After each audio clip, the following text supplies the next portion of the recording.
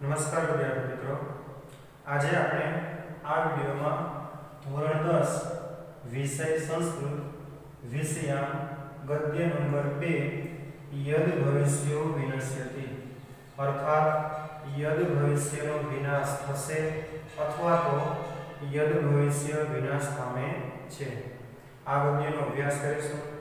પહેલા તો આ ગદ્યમાં શું વાક્ય છે એના વિશેની થોડી માહિતી મેળવીએ।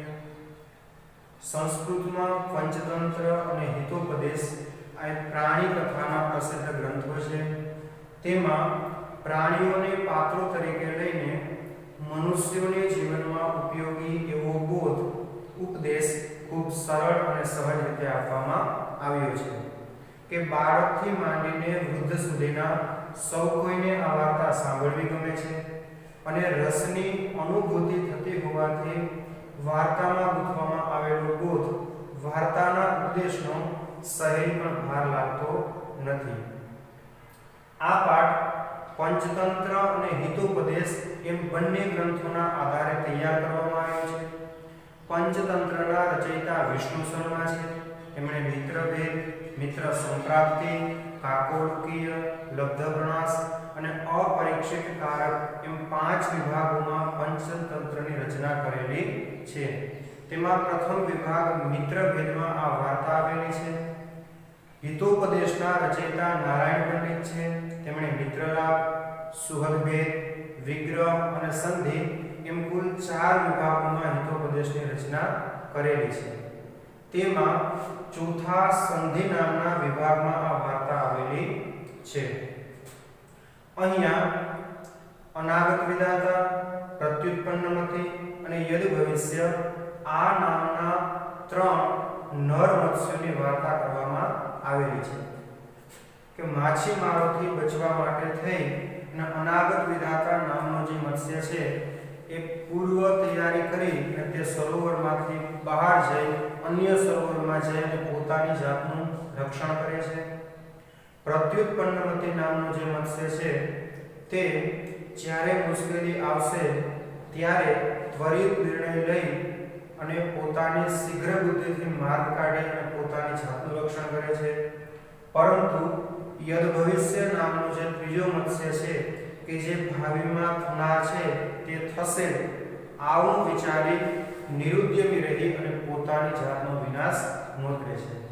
આ ત્રણેય મત્સ્યોને આપવામાં આવેલા જે નામ છે એ તેમના સ્વભાવનો નિર્દેશ કરે છે। હવે શબ્દશઃ આપણે ગદ્યને સમજીએ એ પહેલા ત્રણ મત્સ્યો છે એના નામના અર્થને સમજીએ। પહેલું એક મત્સ્યની વાત છે અનાગત વિધાતા, તો કે મુશ્કેલી આવી નથી પરંતુ મુશ્કેલી આવશે એવો ભાસ થતાની સાથે એમાંથી બહાર નીકળવા માટેનો કંઈક માર્ગ શોધવો। બીજા નંબરમાં છે પ્રત્યુત્પન્નમતિ કે જ્યારે પણ મુશ્કેલી આવે ત્યારે એ મુશ્કેલીમાંથી ત્વરિત કંઈક નિર્ણય લઈ પોતાની શીઘ્ર બુદ્ધિ વડે એમાંથી માર્ગ કાઢવો અને પોતાની જાતનો બચાવ કરવો, પોતાનું રક્ષણ કરવું। ત્રીજા નંબરમાં છે યદ ભવિષ્ય, જે થનાર છે તે થશે આવું જે વિચારે છે ત્યારે પોતાને કોઈને કોઈ સંકટનો અથવા મુશ્કેલીનો સામનો કરવો પડે છે। समझिए पाठने। पुरा एकस्मिन् जलाशये अनागत विधाता प्रत्युत्पन्नमति यद भविष्यश्चेति त्रयो मत्स्याः वसन्ति स्म। શું કીધું? પુરા પૂર્વે, અગાઉ અથવા પ્રાચીન સમયમાં एकस्मिन् जलाशये, एकस्मिन् अर्थात एक, कोई एक जलाशये जलाशयમાં સરોવરમાં અનાગત વિધાતા આ નામનું એક મત્સ્ય, પ્રત્યુત્પન્નમતિ આ નામનું પણ એક મત્સ્ય, યદ ભવિષ્યશ્ચેતિ અને યદ ભવિષ્ય આ નામનો પણ એક નર મત્સ્ય, એટલે અનાગત વિધાતા, પ્રત્યુત્પન્નમતિ અને યદ ભવિષ્ય આ નામના 3 નર મત્સ્યો, ત્રયો મત્સ્યાહ 3 માછલા વસંતિ સ્મ અર્થાત રહેતા હતા।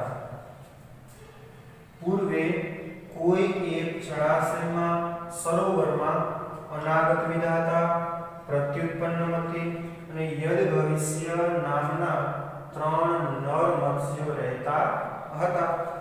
આગળ અથ હવે કદાચિત કોઈ એક સમયે કોઈ એક દિવસે તમ જલાશય, તમ અર્થાત તે સરોવરને, એટલે કે જે જળાશયમાં આ 3 નર મત્સ્યો રહેતા હતા એ તળાવની વાત કરે છે. તમ જલાશય, તે જળાશયને દૃષ્ટવા જોઈને, ધીવરેહી ઉત્તમ, જે માછીમારો છે ઉત્તમ અર્થાત બોલ્યા. શું કીધું એમણે? અહો બહુ મત્સ્યો અયમ રદઃ. અહો છે એક આપણે આશ્ચર્ય લાગે એવો શબ્દ છે. અરે બહુ મત્સ્યો, ઘણા બધા માછલાઓથી યુક્ત એવું અયમ રદઃ, અયમ અર્થાત આ, રદઃ અર્થાત તળાવ. માછીમારો છે એને એકબીજાને શું કીધું કે વાહ, આ સરોવરમાં, આ તળાવમાં તો ઘણા બધા માછલાઓ રહે છે, ઘણા બધા માછલાઓથી યુક્ત છે. કદાચિત અપી ન અસ્માભિ અન્વેષિતઃ. કદાચિત અર્થાત ક્યારે, અપી અર્થાત પણ, અસ્માભિ એટલે આપણે, આપણે એટલે માછીમારો એકબીજાની સાથે વાર્તાલાપ કરે છે. ન અન્વેષિતઃ, જોયું ન હતું. અન્વેષણ કરવું એટલે શોધવું એવો પણ એક અર્થ થાય છે, પરંતુ અહીંયા આપણે જોયું ન હતું એવો અર્થ લેવાનો છે. તદ અદ્ય, તો આજે આપણી આહાર બુદ્ધિ, આહાર માટેની વ્યવસ્થા, ભોજન માટેની વ્યવસ્થા સંજાતા અર્થાત થઈ ગઈ છે અથવા તો બનશે. સ્વ અત્રાગમ્ય મત્સ્ય કુર્માદયો વ્યાપાદયિતવ્યાઃ ઇતિ નિશ્ચયઃ. સ્વ અર્થાત આવતીકાલે, અત્રાગમ્ય, અત્ર આગમ્ય, આ સરોવરમાં, આ તળાવમાં આવીને, મત્સ્ય કુર્માદયો, માછલા, કાચબા વગેરેને, વ્યાપાદયિતવ્યાઃ, એને મારી નાખશું, એનો આપણે શિકાર કરશું. ઇતિ નિશ્ચયઃ, ઇતિ એટલે આ પ્રકારનો આપણો મનમાં નિશ્ચય છે અથવા તો આપણો આ નિર્ણય છે. આખું જે પહેલું પદ્ય છે એનું આપણે સરળ ગુજરાતી અનુવાદ જોઈએ. પૂર્વે એક સરોવરમાં, જળાશયમાં, અનાગત વિધાતા, પ્રત્યુત્પન્નમતિ, યદ ભવિષ્ય નામના આ 3 નર મત્સ્યો રહેતા હતા. હવે કોઈ એક સમયે તે જળાશયને અથવા તો સરોવરને જોઈને માછીમારો બોલ્યા, અરે વાહ, આ સરોવર, આ તળાવ તો ઘણા બધા માછલાઓથી યુક્ત છે. ક્યારેય પણ આપણે આ સરોવરને, આ તળાવને જોયું ન હતું. તો આપણી આજે આહાર માટેની, ભોજન માટેની વ્યવસ્થા થઈ ગઈ છે. આવતીકાલે આપણે આ સરોવરમાં, આ તળાવમાં આવીને માછલા, કાચબા વગેરેનો શિકાર કરશું, એને મારી નાખશું, એ આપણો નિશ્ચય છે. આગળ પદ્ય નંબર 2. અથ તેસામ, હવે, અથ અર્થાત હવે, તેસામ તેમનું, તેમનું એટલે કોનું? તો જે માછીમારો વાત કરે છે એ માછીમારોનું, તત પુલિસોપમમ, તે પુલિસોપમમ એટલે ઇન્દ્રના વજ્રની સમાન ધારદાર એવું વચનમ સમાકરણ્ય, એવું વચન, એમનો વાર્તાલાપ સમાકરણ્ય અર્થાત સાંભળીને, મત્સ્યાઃ પરસ્પરમ પ્રાહુ, માછલાઓ છે કે 3 નર મત્સ્યો એ પરસ્પરમ એકબીજાની સાથે પ્રાહુ અર્થાત બોલ્યા અથવા તો વાર્તાલાપ કરે છે અથવા એકબીજાને કહે છે. શું કીધું? શ્રુતો અયમ ધીવરાલાપ, ધીવરાલાપ, ધીવર અર્થાત માછીમારો, એ માછીમારો છે એમનો વાર્તાલાપ તમે સાંભળ્યો છે. આગળ અધુના અસ્માભિ, અધુના અર્થાત અત્યારે, હવે અસ્માભિ આપણે કિમ કર્તવ્યમ, કિમ અર્થાત શું, કર્તવ્યમ એટલે કે કરવું જોઈએ. હવે શું કરીએ તો આપણા માટે યોગ્ય ગણાય, આપણા માટે સારું થાય, આપણે આપણી જાતનો બચાવ કરી શકીએ. તત્ર અનાગત વિધાતા નામ મત્સ્ય પ્રાહ. તત્ર ત્યાં અનાગત વિધાતા મુશ્કેલી નથી આવી, આપણે પહેલા અર્થ જોયું, એનું જે નિવારણ કરવાનો છે અથવા તો એનું અનુમાન લાગી અને પોતાની જાતની રક્ષણ માટેનો જે કે નિર્ણય લેવાનો જે મત્સ્ય છે એ નામના મત્સ્ય પ્રાહ અર્થાત કહ્યું નૂનમ પ્રભાત સમયે ધીવરાહ અત્રાગમ્ય મત્સ્ય સંક્ષયમ કરિષ્યંતિ ઇતિ મમ મનસી વર્તતે. પ્રભાત સમયે અર્થાત સવારના સમયે ધીવરાહ અર્થાત માછીમારો અત્રાગમ્ય, અત્રાગમ્ય અર્થાત અહીંયા આવીને એટલે કે જે તળાવમાં તે રહે છે તે તળાવમાં જઈને મત્સ્ય સંક્ષયમ માછલાઓનો સંહાર કરશે, માછલાઓને મૃત્યુને ઘાટ ઉતારશે, કરિષ્યંતિ કરશે, ઇતિ મમ મનસી વર્તતે. ઇતિ એટલે એ પ્રકારનું, મમ અર્થાત મારા એટલે અનાગત વિધાતા નામનું મત્સ્ય કહે છે. મનસી વર્તતે એવું મારા મનને લાગી રહ્યું છે અથવા તો મને એવા વિચારો આવે છે. તન્ન યુક્તમ સાંપ્રતમ અત્ર અવસ્થાતુમ.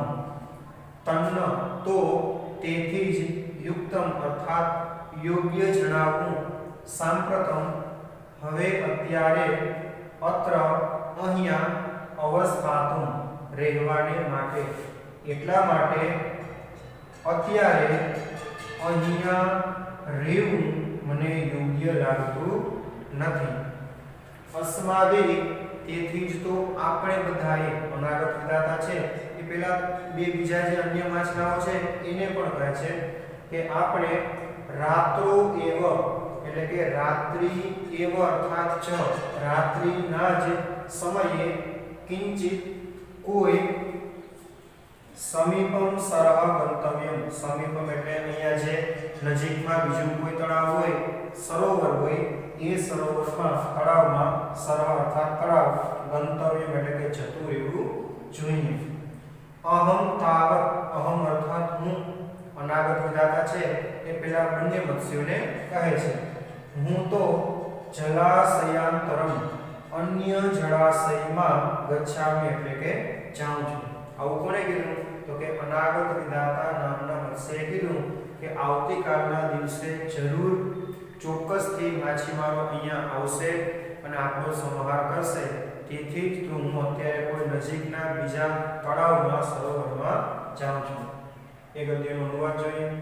હવે તે માછીમારોનું ઇન્દ્રના વજ્રની સમાન કઠોર એવું વચન, એમનો વાર્તાલાપ સાંભળીને જે નર મત્સ્યો છે એ પરસ્પર એકબીજાની સાથે બોલે છે અથવા તો કહ્યું કે આ માછીમારોનો વાર્તાલાપ સાંભળ્યો. હવે અત્યારે આ સમયે આપણે શું કરવું જોઈએ?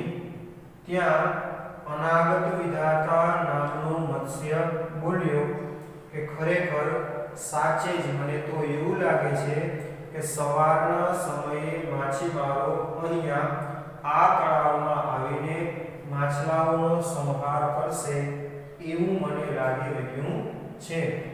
તેથી જ તો હવે અત્યારના આ સમયે એક ક્ષણ માટે પણ અહીંયા રહેવું મને યોગ્ય લાગતું નથી. આપણે રાત્રિના સમયે જ કોઈ નજીકના તળાવમાં, સરોવરમાં જતું રહેવું જોઈએ. હું તો અન્ય જળાશયમાં, બીજા સરોવરમાં જાઉં છું.